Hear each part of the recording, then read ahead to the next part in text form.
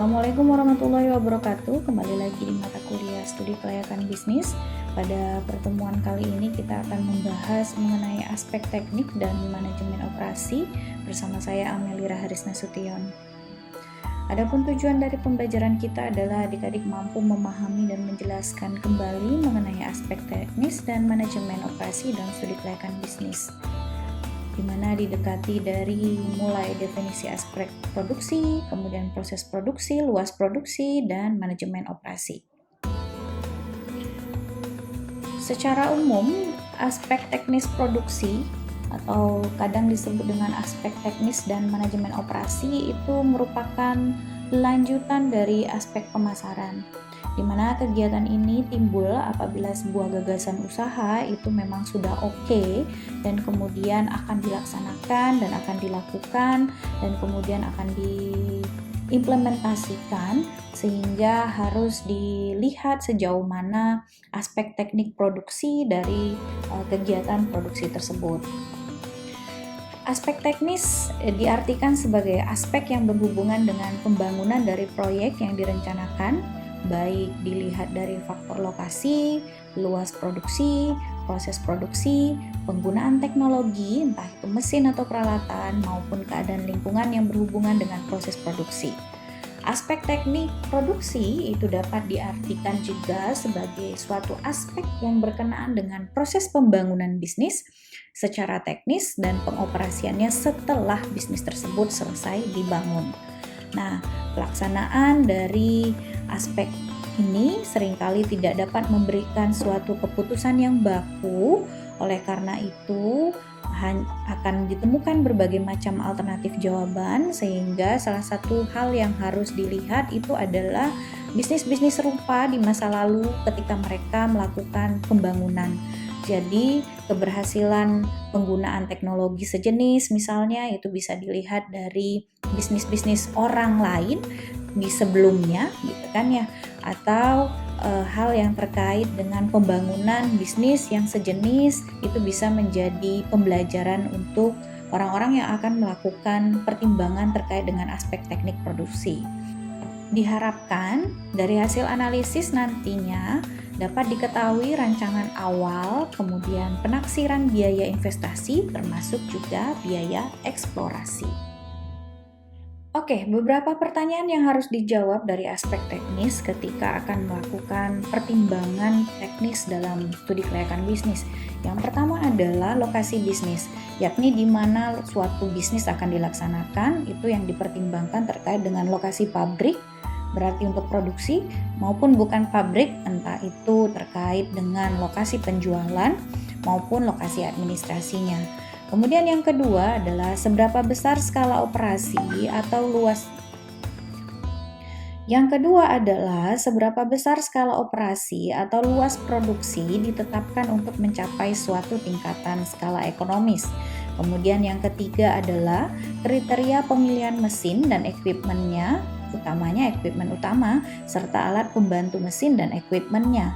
Yang keempat adalah bagaimana proses produksi dilakukan dan tentu saja mempertimbangkan layout pabrik itu sendiri yang dipilih, termasuk juga layout bangunan dan fasilitas lain. Dan yang terakhir itu adalah apakah jenis teknologi yang diusulkan cukup tepat, termasuk dalam pertimbangan variabel sosial, di mana apakah teknologi tersebut bisa mampu diterima oleh masyarakat atau adakah kemampuan yang bisa menggunakan teknologi tersebut. Nah, untuk lokasi bisnis untuk perusahaan industri itu mencakup dua pengertian. Yang pertama itu adalah lokasi dan lahan pabrik serta lokasi untuk bukan pabrik, seperti yang saya sebutkan sebelumnya. Di mana kalau lokasi kegiatan secara langsung itu otomatis berkaitan dengan pabrik, kemudian lokasi kegiatan tidak langsung itu berkaitan dengan lokasi bangunan administrasi perkantoran dan pemasaran. Di mana untuk melihat hal ini bisa didekati dengan variabel yang perlu diperhatikan, yaitu variabel utama dan variabel bukan utama. Kita masuk ke variabel utama yang harus diperhatikan. Yang pertama adalah ketersediaan bahan baku. Jadi ada beberapa hal yang harus diperhatikan. Kenapa demikian? Karena kalau kita bicara soal pembangunan sebuah pabrik, itu pasti akan bicara soal bahan baku yang dibutuhkan oleh perusahaan. Terlebih lagi bahan baku yang besar itu juga menjadi komponen penting karena nanti akan berhubungan signifikan dengan pembiayaan termasuk juga penentuan lokasinya.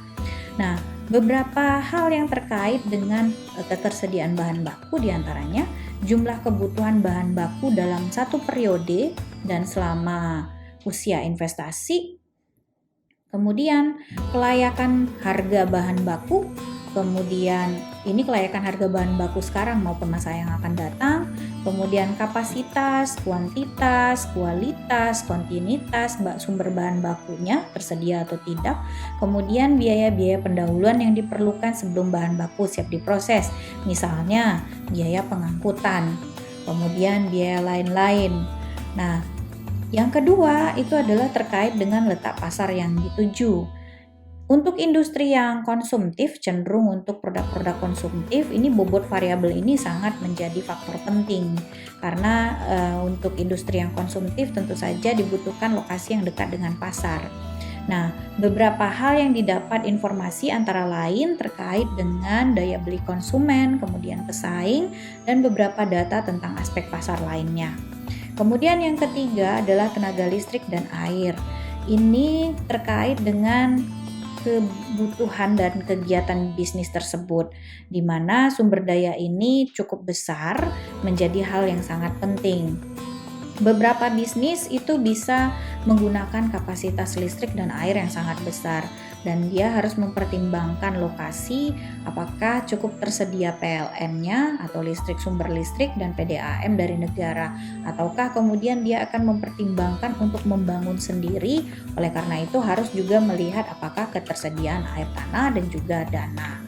Nah, kemudian juga yang harus dilihat kalau di komoditas pertanian ini menjadi penting juga, atau komoditas hortikultura ini menjadi penting karena ini merupakan poin penting untuk kegiatan pertanian kalau terkait dengan air. Kalaupun nanti terkait dengan tenaga listrik itu juga penting kalau seandainya nanti ada kegiatan teknologi yang harus diaplikasikan menggunakan tenaga listrik. Jadi ini juga menjadi poin yang harus dipertimbangkan. Kemudian yang keempat itu terkait dengan suplai tenaga kerja. Jadi ketersediaan tenaga kerja terlatih atau tidak terlatih, apakah ada di sekitar tempat tersebut, karena ini juga berpengaruh pada biaya produksi. Kemudian yang terakhir adalah fasilitas transportasi. Meskipun ini yang paling terakhir, tapi dapat kita pahami fasilitas transportasi itu merupakan hal yang penting karena terkait dengan pertimbangan bahan baku dan juga untuk pensuplai ke pasar, dimana kalau misalnya tidak ada jalan artinya harus membangun sendiri jalan tersebut, itu artinya harus ada investasi lagi yang harus dikeluarkan. Selain variabel utama, ada juga yang disebut dengan variabel bukan utama. Yang pertama itu terkait dengan hukum dan peraturan yang berlaku di Indonesia maupun di tingkat lokal pada rencana lokasi. Kemudian yang kedua, iklim dan keadaan tanah, itu terkait agroekosistem yang mendukung sebagai syarat pertumbuhan dari komoditas pertanian sebagai contoh. Bahkan ini bisa menjadi peran utama. Kemudian terkait juga sikap dari masyarakat setempat, apakah mereka welcome atau tidak. Kemudian yang terakhir adalah rencana masa depan, apakah akan diperluas. Tentu saja juga mempertimbangkan hal ini. Nah, selain itu ada juga yang disebut dengan metode plan site. Ini adalah metode yang dapat digunakan ketika akan menetapkan di mana lokasi yang akan dipilih dari sebuah perusahaan. Di mana ini kalau berdasarkan buku dari manajemen produksi Dr. Andus Sofyan Asauri, ada 3. Yang pertama yaitu metode penilaian hasil value. Ini terkait dengan metode yang menggunakan semua lokasi yang memungkinkan dinilai dengan memberikan skor dari masing-masing faktor dan lokasi dengan total dan nilai tertinggi, di mana yang total dan nilai tertinggi tersebut nantilah yang akan dipilih menjadi lokasi terbaik, di mana kebutuhan pabriknya itu bisa dinilai berdasarkan pasar, pengangkutan, bahan baku, tenaga kerja, iklim maupun fasilitas fisik, di mana nanti dipilih lokasinya, kemudian akan diketahui yang mana yang paling besar. Jadi kalau digambarkan, jadi nanti misalnya di sini ada lokasi A, kemudian ada lokasi B, kemudian ada lokasi C, di mana dipertimbangkan berdasarkan misalnya di sini pasar atau market, kemudian pengangkutan, kemudian bahan baku, misalnya demikian. Nah, kalau seandainya lokasi A ternyata di sini 10, totalnya 30, lokasi B ternyata totalnya hanya 20, berarti yang dipilih adalah lokasi A. Demikian secara sederhana digambarkan. Kemudian ada lagi yang namanya cost comparison method, di mana ini pemilihan lokasi dengan menggunakan pemilihan berdasarkan biaya terendah dari beberapa lokasi. Jadi faktor yang perlu dipertimbangkan dalam pemilihan ini tentu saja biaya yang rendah, itu terkait dengan biaya bahan baku, biaya bahan bakar, serta biaya proses produksi. Dan yang terakhir adalah economic analysis method, di mana pertimbangannya juga hampir sama, yaitu pertimbangan biaya dan beberapa faktor kualitatif seperti adat istiadat. Nah, berdasarkan buku Ibu Rita Nurmalina, ada alat analisis untuk menentukan lokasi bisnis. Pertama, bisa dilekati dengan analitik hierarki proses atau HAP. Ini metode kuantitatif yang dapat digunakan, di mana satu lagi bisa menggunakan metode transportasi, di mana menentukan lokasi pabrik dan daerah tujuan pasar dengan biaya transportasi yang paling rendah. Kemudian selanjutnya kita bicara soal luas produksi, di mana ini berkaitan dengan jumlah produk yang seharusnya diproduksi untuk mencapai keuntungan maksimum. Di sini faktor yang perlu dipertimbangkan itu yang pertama adalah batasan permintaan, jadi dia harus tahu berapa market share-nya. Kemudian tersedianya kapasitas mesin, karena nanti akan mempertimbangkan kapasitas teknis dan kapasitas ekonomis, kemudian jumlah kemampuan tenaga kerjanya dalam proses produksi, kemudian tentu saja kemampuan finansial dan manajemen produksi, dan yang terakhir kemungkinan adanya perubahan teknologi produksi di masa yang akan datang. Dan ini tentu saja akan berkaitan dengan tingkat efisiensi produksi, sehingga memungkinkan meningkatkan produksi itu sendiri. Nah, jumlah produksi yang menghasilkan keuntungan optimum itu bisa dilihat dengan pendekatan konsep dari MR dan MC. Saya pikir ini sudah pernah kita bahas di PIE, di mana keuntungan maksimum atau optimal itu dicapai ketika MR sama dengan MC. Kemudian yang kedua bisa menggunakan pendekatan analisis BEP, berarti break even point. Yang ketiga bisa menggunakan pendekatan metode linear programming. Jadi nanti silakan dipilih metode mana yang bisa dipilih untuk jumlah produksi yang menghasilkan keuntungan. Apakah marginal revenue dan marginal cost, ataukah pendekatan analisis BEP terkait dengan TRTC-nya nanti ya, harus dilihat, dan juga jumlah produksinya, kemudian nilai produksinya, harga produksinya, itu yang harus dipertimbangkan analisis BEP. Oke, sekarang kita masuk ke proses produksi. Jadi kalau seandainya gagasan atau proyek tersebut sudah memang bisa diterima dan direncanakan untuk dijalankan, artinya harus diperhitungkan terkait dengan jumlah biaya investasinya, jenis mesinnya, bentuk bangunannya, kemudian proses produksinya secara teknis. Nah, bermacam-macam cara itu dapat dilakukan untuk melakukan hal tersebut, dimana kalau beberapa buku ada yang menyampaikan dapat didekati dengan 2 cara, ada yang menyampaikan dapat didekati dengan 3 cara. Tapi pada dasarnya proses produksi itu bisa didekati dengan yang bersifat terputus-putus dan bersifat kontinu maupun kombinasi keduanya. Ini sebenarnya sudah pernah saya singgung bagi adik-adik di mata kuliah manajemen agribisnis, boleh dibuka lagi ketika saya membahas terkait dengan proses produksi ini. Nah, kenapa ini menjadi perhatian? Karena dalam kegiatan produksi itu pasti akan bicara soal kegiatan penggunaan mesin, kemudian bagaimana tata letaknya. Oleh karena itu harus dipertimbangkan terkait dengan hal tersebut dalam proses produksi. Sekarang kita masuk ke manajemen produksi.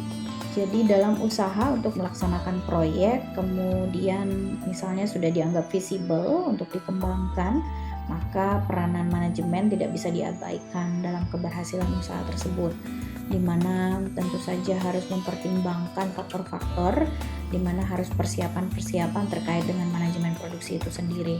Hal ini dimulai dengan proses perencanaan, di mana kalau kita bicara proses perencanaan berarti kita meruntut kepada tujuan awal dari proyek tersebut adalah mendapatkan keuntungan. Oleh karena itu dibutuhkan perencanaan secara menyeluruh untuk kegiatan untuk proses produksi, dengan bicara soal kegiatan, kemudian kegiatannya itu bisa berhubungan dengan kuantitas yang akan dihasilkan dan juga termasuk nilai yang akan dikeluarkan. Kemudian yang kedua adalah pengorganisasian, di mana di sini bicara soal pembagian kelompok kerja atau tugas yang jelas di antara pekerja serta pengelompokan dalam struktur organisasi. Nah, pengelolaannya harus efisien, di mana bisa didekati entah itu dengan bentuk garis, bentuk fungsional, garis dan staf, atau fungsional dan staf. Kalau kita bicara soal pendekatan, kalau seandainya menggunakan bentuk garis, itu biasanya untuk skala yang relatif kecil, jumlah tenaga kerjanya masih sedikit, karyawannya masih mudah diadakan pengawasan dan spesialisasi kerja. Nah, ini masih cocok untuk menggunakan garis. Tapi kalau seandainya sudah bicara soal skala yang lebih besar, pekerjaannya sudah lebih kompleks dan rumit, kemudian jumlah karyawan relatif banyak, organisasinya dalam bentuk garis dan staf lebih representatif daripada organisasi garis, karena memang jauh lebih banyak. Nah, kalau seandainya organisasi fungsional itu lebih bicara soal organisasi di mana seseorang pimpinan tidak mempunyai bawahan yang jelas. Oleh karena itu mereka akan memiliki atasan yang banyak, kemudian itu akan tumpang tindih. Nah, biasanya organisasi fungsional ini diterapkan terhadap kegiatan usaha yang proyeknya atau membutuhkan keahlian yang berbeda-beda, misalnya proyeknya beda-beda. Kemudian tenaga kerja pada masing-masing proyek itu mempunyai keahlian yang sesuai dengan tugas masing-masing proyek. Nah, kalau bicara bentuk organisasi staf dan fungsional, itu gabungan antara organisasi garis dan juga organisasi fungsional. Kemudian bicara soal pengadaan tenaga kerja, ini terkait dengan berapa jumlah tenaga kerja yang diperlukan dan disesuaikan dengan jenis pekerjaan, struktur yang telah dibentuk dan jenis keahlian yang diperlukan, dan kemudian juga dipertimbangkan apakah nanti akan ada pelatihan. Kemudian pelaksanaan pengarahan ini terkait dengan bagaimana pendelegasian oleh pimpinan kepada pimpinan menengah, dan tentu saja ini penting untuk dibutuhkan kerjasama. Kemudian yang terakhir, pelaksanaan pengawasan ini diperlukan untuk mengetahui apakah ada tindakan menyimpang. Kalau menyimpang kemudian dilakukan perbaikan sehingga bisa kembali on the track kembali. Nah, sekian saja untuk topik kita kali ini. Atas perhatiannya saya ucapkan terima kasih. Assalamualaikum warahmatullahi wabarakatuh. Selamat pagi, siang, atau sore tergantung dengan adik-adik yang membuka video ini.